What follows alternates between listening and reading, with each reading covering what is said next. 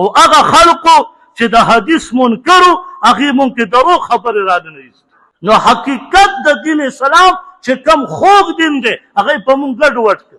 خو دا الحمدلله چې جید علما شته چې مونږ ته ښایي چې ګوره دا حدیث ضعیف دی دا کمزوری دی دا صحیح نه دی صحیح حدیث دا دی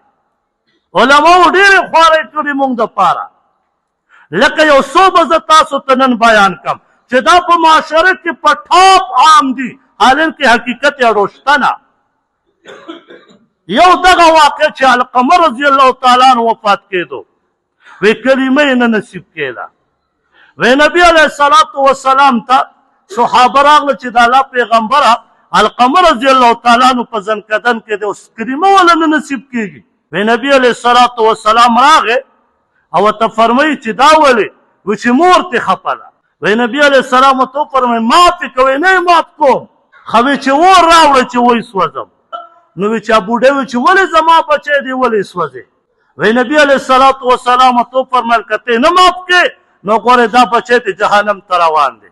نو وی چې هغې ویل چې ما معاف کړه وی ټک شو چې د علقمه رضی الله تعالی عنه د خولې نه کلمه ووته او چې وفات شو دا ویلې چا دي دا دروغ دی صحابي او بیا به د مور نافرمانه